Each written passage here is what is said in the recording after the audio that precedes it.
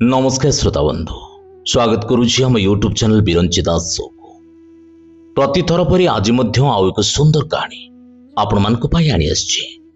आज रो कहानी टिकु रचना करिसंती गाल्पिका अध्यापिका बसंत मंजरी मिश्र। हाँ श्रोता बंधु, जीवनर अंका बंका रास्ता रे किए केतबळे केउठी काहाकु भेटिबो ताहा विधि निर्देश। एई जेपरि आज कहानीर मुख्य दुई चरित्र सिमरन आउ सुमंतଙ୍କ प्रथम साक्षात होइतिला कॉलेज कैंपस रे। से दिनर से प्रथम साक्षातर प्रथम कई पद कथा आपण किए सेमानक जीवनर रास्ता बदली देइतिला आउ तापरे आरंभ होइतिला वैवाहिक जीवन। तेबे आगुकु कोन हला जानिबा पई कहानीर शेष जाय धैर्यर सह सुनिबाकू अनुरोध। कहानीर शीर्षक आपण किए। तेबे गल्प भितर को जीवा पूर्व पुणी थे कही रखे जदि आपण मैंने ये आम चैनल को सब्सक्राइब करना अविलंबे सब्सक्राइब करने सह बेल आइकन को दबाई दिंतु। फल आम समस्त नुआ नोटिफिकेशन आपण ही प्रथम पाइबे। तेज आज कहानीर शीर्षक आपण किए, गाल्पिका अध्यापिका बसंत मंजरी मिश्र। नीरव निस्तब्ध घर आज हसुची आउ से हसर प्रतिध्वनि सृष्टि होची तार प्रतिटी शिरा प्रशिरारे। प्रतिवर्ष ज्येष्ठ मास आसले एमती हसे से। प्रचंड रौद्र ताप को खातिर नकरी खिलिखिली हुई हसुथाए से। केतबळे विभिन्न सुस्वादु व्यंजनर बास्नारे महमह बासी उठे ता अगणा तो आउ केतबळे पाचिला आंब पणस खजुरी जामु बास्नारे महकायित हुए ता गात्र। छुट्टी कटेबा को आसीचंती दुई पुओ राजू बिजू, दुई बोहू नाती आउ नातुणी। सुमंत और सिमरन को खुशी कहले न सरे। विभिन्न देशी खाद्यर व्यंजन रांधि परोसी दौछंती सिमरन पुओ बोहू आउ नाती नातुणी को। आउ गाँ हाटरू जाति जाति परिबा पुरुणी केनासिरी आउ गाड़ियारू केरांडी माछ आनी जोगाड़ी दौछंती सुमंत बाबू। एमिति खुशीबासी भितरे केतेबेले जे मास सरी जाए आउ गंभीर होई उठे घरटी। विदार मुहूर्त उपस्थित हेबा पूर्व आज किंतु घर पूरा सुनसान। कहीं केजाणी अथार हांडी भली मुहटा को हांडी करी रखिछि से। गुरुत्वपूर्ण आलोचना चली। से दिन घरर सबो निर्णय नेउथवा व्यक्ति सुमंत बाबू आज मुख पालटी जाइछंती। केते शीघ्र समय बदली जाए। मुरबी बोली आत्म बड़िबा देखुथवा व्यक्ति को केतेबेले एंडुओ भली मुंड हलेबाकू पड़े तो आउ केतेबेले झिटिपिटी भली टीटी करिबाकू पड़े। एई तो जीवनर शतरंज। कथा कोन काईकि आज समस्त उदास। हठात कला बादल घोटी आसीची। सते जेमती असराय मेघ बरसिबो एइले, किंतु वर्षा नाही, खाली कला बादल। कारण किछि गोटे गुरुत्वपूर्ण आलोचना चली। दुई पुओ अनेक विचार विमर्श परे बड़ पुओ राजू कहला, बापा तुमको एथर मो सह अमेरिका जाबाकू पड़िबो। बो को भी मु नहीं जानती, किंतु बिजुर बो दरकार। बिना मेघरे वज्रपात हेला भली अनुभूत हला सुमंत बाबू को। काल विलंब नकरी बिजू कहला, आउ बो तू मो सह जीवु बैंगलोर। झियो सिनु बड़ हो गलानी तो बो आ मु आमे दुई जण प्राय समय बाहरे। झियो एका रहूची, ता पाखरे जणे रहिबा निहाती दरकार। वर्तमान परिस्थिति जहा बढ़िला झियो को छाड़ी कोन बाहरे शांति रे रही होची। राजू कथार खियो जोड़िबाकू जाई कहला, हाँ सेठी भी से अवस्था बापा। पुओ सह आपण रहिले ताकू टिके भल लागिबो। छोट पिलाटा दिन सारा केयरटेकर पाखरे रही रही भारी विरक्त होची। सुमंत और सिमरन को मतामत को अपेक्षा नकरी पैकिंग रे लागी पड़िले दुई पुओ। कारण से स्थिर निश्चित थिले जे तांको कथारे बापा और बो अमंग हबार प्रश्न उठुनी। सुमंत भाबुतिले अमिताभ बच्चन को भगवान चलचित्र कथावस्त्र पुनरावृत्ति आज तांको निज घरे केमिति हला। हाँ नाहीर टणाउटरा भितरे खूब असह्य मन करुले उभय पति पत्नी सुमंत और सिमरन। तथापि प्रतिवाद करने को साहस करुनथुले, काले मन भांगी जीव दुई पुओंकर। समय और परिस्थितिर निर्देश को बिना वाक्य व्यय मानिले दुई। शोइबा शेषरे हृदयर सबु कोह को चापी रखी सिमरन स्वामी को कहले, मन कष्ट करुछ कि? संपर्कर यह एक नुआ मोड़। पिलांक आवश्यकता को आखिरे रखी आमको तांको कथा राजी हेबाकू पड़िबो। वीडियो कॉल सबुदिने कथा हवा। 2-3 वर्ष भितर नाती नातुणी टिके बड़ हो गले पुणी आमे गाँ को फेरी आसिबा। सुमंत पत्नी को गालरे हाथ रखी पचारिले, किंतु तुम बिना मु अथुरा। जीवनर सायान्नरे तुमे मोर अम्लजान, तुम बिना मो निश्वास प्रश्वास चलिबो केमिति?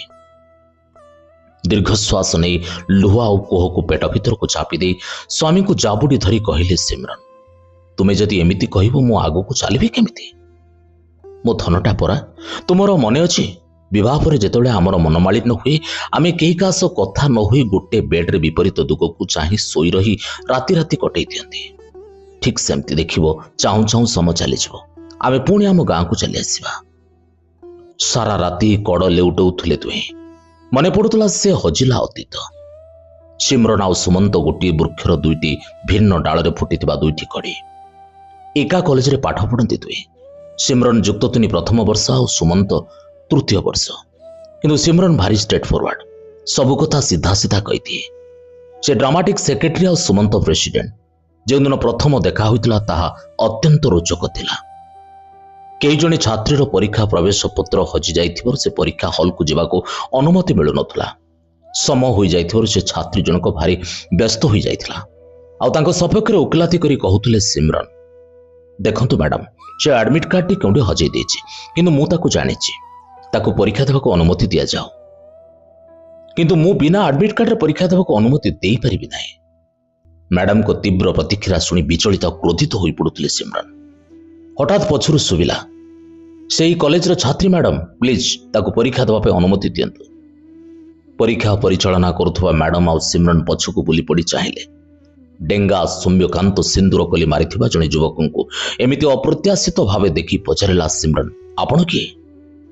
सिमरन रे अचानक प्रश्न बाणर आदौ विचलित न होई से दिन से अल्प हसी उत्तर देथिले, मो सुमंत बलियार सिंह ए कॉलेज रो सभापति। से दिन सिमरन टिके लज्जित होई कहिथिले सॉरी। आउ से दिन सी सॉरी बोधुए संजोगर सेतु बांधिथिला दुहिंक भितरे। कारण सुमंत को सिमरन को चालीचुण खूब आंदोलित करुला। धीरे धीरे आत्मीयता बढ़िला। आउ से आत्मीयतार मोहर बजैले उभय परिवार। पारिवारिक पदोन्नति भितर समक्रमे दुईटी पुत्र संतान जनक जननी हेबार सौभाग्य अर्जन करथिले दुए। दुईटी मेधावी छात्रंक पितामाता हिसाब रे खूब तारीफ मिलुथला तांको। पिला दुहिंको उपयुक्त मनुष्य करिबा पई दिन राति एक करि देथिले उभय बापा मां। मझिरे मझिरे संसार आकाश रे काल बैशाखीर कुआपथर वर्षा हेले भी दुई पुओंकु नै खूब सुरुखुरे चली जाउथला तांको सांसारिक जीवन। पाठ पढ़ी सारिबा परे अविलंबे चाकरी रे जोग देथिले दुए।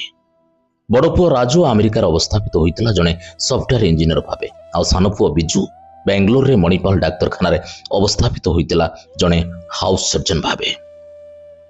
योग्य पुत्र मानक पई योग्य कन्या खोजिबारे विशेष विलंब होई नथिला। ता छड़ा सिमरन और सुमंतक परि सासु ससुर पाई खूब खुशी होइतिले दुई बहु। समय परिवर्तनशील। अंका बंका पहाड़ी नईटी परि से बही जाइथाए नाना बाधाविघ्न अतिक्रम करे। ठीक सेमती समय बदली जाइछि उभय सुमंत और सिमरन को पाए।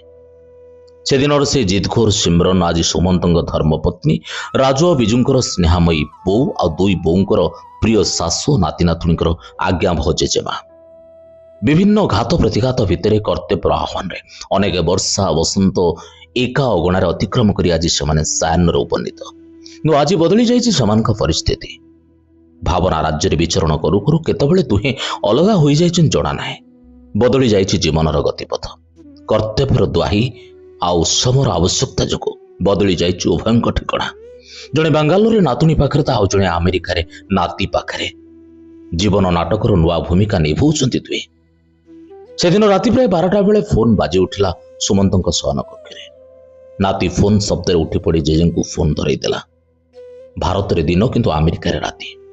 फोन पाई काल विलंब न करी पुओ बोहू नाती को नहीं सुमंत पहुंचले बेंगालोर रे।